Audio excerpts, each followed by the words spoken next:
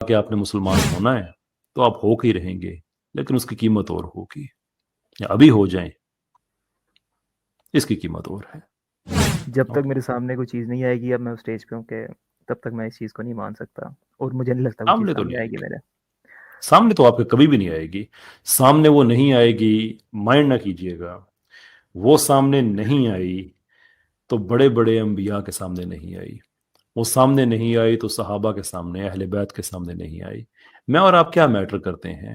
اللہ تعالیٰ جو قرآن میں کہتا ہے کہ اگر تم میرے دین کو چھوڑ جاؤ تو دین کو رتی برابر فرق نہیں پڑے گا، رتی برابر نہیں۔ وہ کہتا ہے کہ میں نے تمہیں عقل دی ہے، میں نے تمہیں بتایا ہے کہ حادثات سے دنیا کا نظام نہیں چلا کرتا، میں نے تمہیں عقل دی ہے کہ تمہارا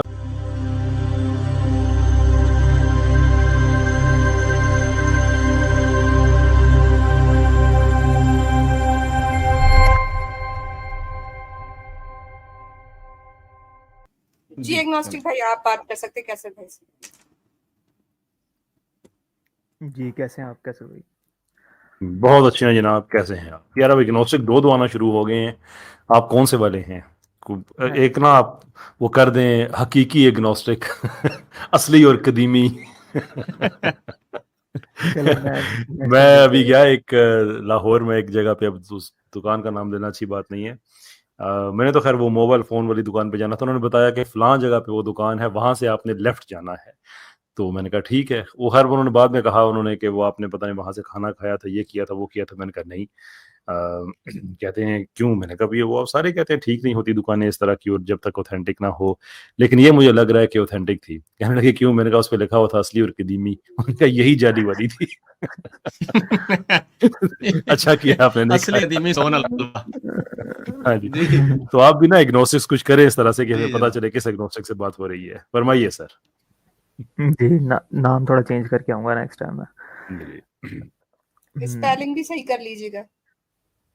ہاں ایگنوسٹک ویسے میں نے چیک کیے تھے گوگل پہ آنے سے پہلے، لیکن پھر بھی غلط آ رہے ہیں۔ نہیں فرمائیے سر، فرمائیے۔ اچھا آپ فائدے جاننا چاہتے ہیں نا بیسیکلی کہ کسی بھی ازم کے کیا فائدے ہیں؟ مجھے کوئی پرواہ نہیں ہے فائدوں کا، میں یہ جاننا چاہتا ہوں کہ جس بیس پہ آپ میرے دین کو غلط کہتے ہیں اس بیس میں سے چار پانچ چیزیں ہمیں بتائیں، وہ کیسے اسلام سے بہتر ہیں۔ میری نظر میں تو کوئی بھی ازم ہے وہ مذہب سے بہتر نہیں ہے۔ ازم کو فالو کرنے کے میری نظر میں کوئی خاص کسی قسم کے فائدے نہیں ہے۔ میں نے آپ سے پہلے بھی آتا رہا ہوں، یہ بات میں نے آپ سے پہلے بھی کی تھی۔ تو مذہب کو میں نہیں مانتا، میں نہیں فالو کرتا، اس کی وجہ یہ نہیں ہے کہ مذہب کے اندر کوئی نقصان ہو رہا ہے یا فائدہ ہو رہا ہے، مطلب اس میں کچھ باتیں ایسی ہیں جو مجھے ٹھیک نہیں لگتی، ٹھیک ہے، جس کی بیس پہ میں نہیں مانتا۔ ایسا نہیں ہے کہ میں فائدے اور نقصان کو کاؤنٹ کر کے میں چیز کو صحیح اور غلط ثابت کرنا شروع کر دوں۔ جی بس میں یہی بات، میری اتنی لمبی بات نہیں ہوگی، میں یہی کہنے آیا تھا کہ مذہب کو نہ ماننے کی وجہ یہ نہیں ہے کہ کچھ فائدہ یا نقصان نظر آ رہا ہے اس میں۔ چلیں آپ کے پاس نہیں ہے، میں آپ سے دو ایک چیزیں پوچھ لیتا ہوں۔ جب آپ یہ کہتے ہیں کہ مذہب میں کچھ چیزیں ایسی ہیں کہ جو مجھے ٹھیک نہیں لگتی ہیں، تو آپ کو وہ ٹھیک نہ لگنے کی بیس کیا ہے؟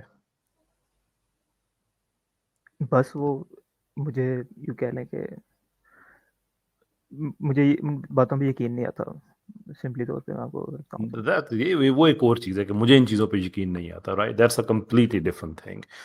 لیکن آپ جب ایک سسٹم کو کہتے ہیں کہ یہ پرابلم ہے اس میں، تو اس کے لیے پھر ضروری ہے نا کہ آپ کوئی ایسی فرم بیس ہو کہ بھئی میں اس وجہ سے ایسے کہتا ہوں، وہ میری ذاتی خواہش کیا ہے۔ یہ ذاتی خواہشات پہ تو بہت سے لوگ ہوتے ہیں جو بڑی اچھی اچھی باتیں بھی کہہ دیتے ہیں، بڑی غلط باتیں بھی کہہ دیتے ہیں، that isn't has any merit۔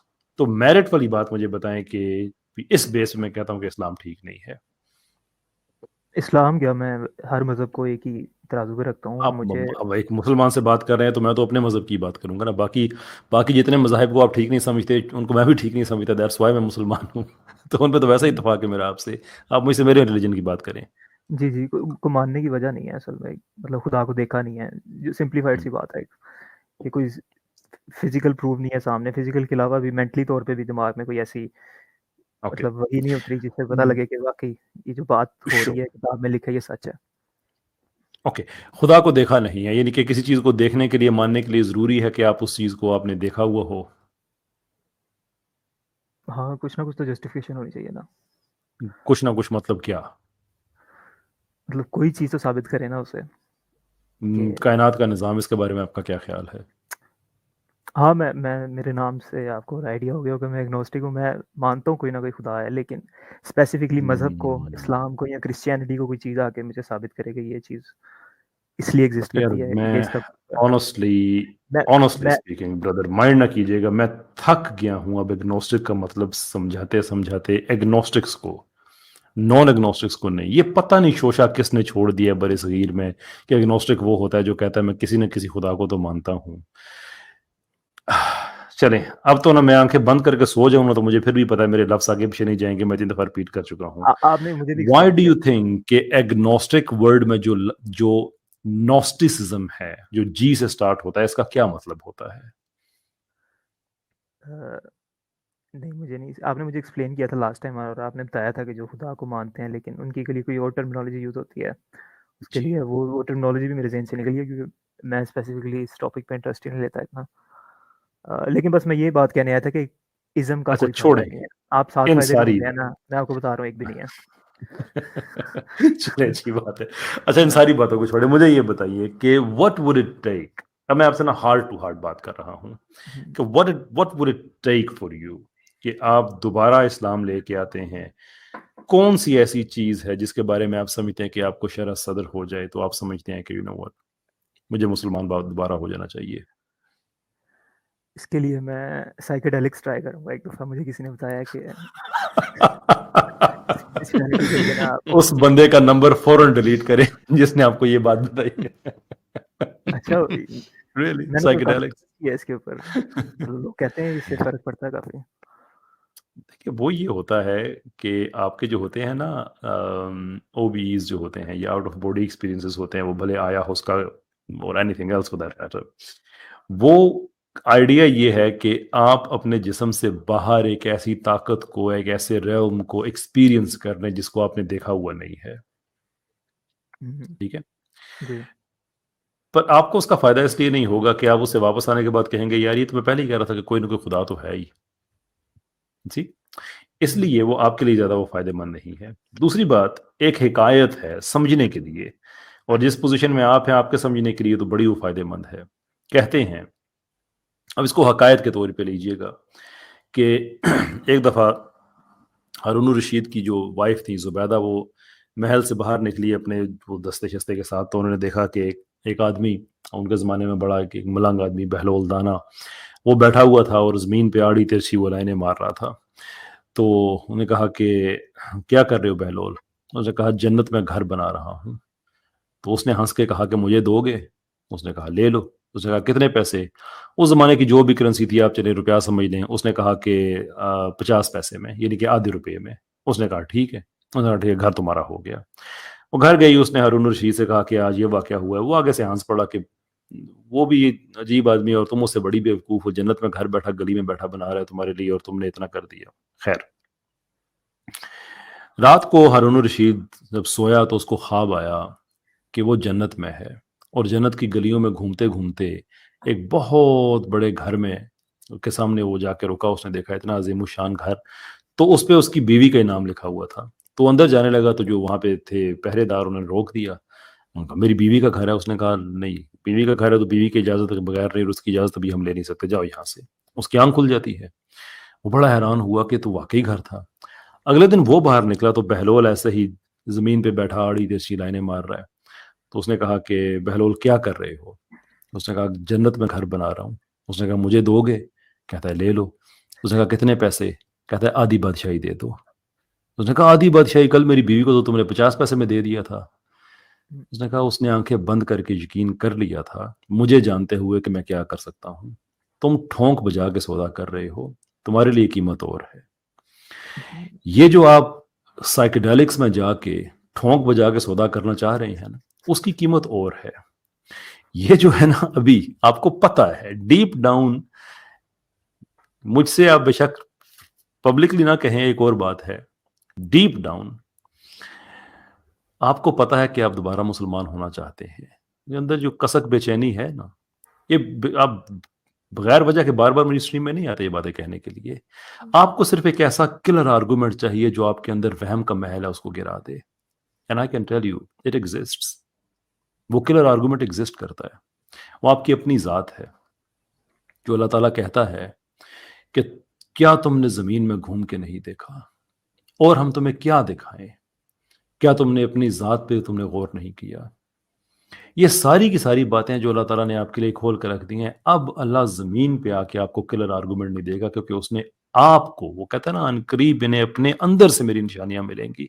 ये आपके अंदर की जो कसक है ये आपके अंदर डेवलप हुई हुई है, ये बाहर से नहीं आई हुई है।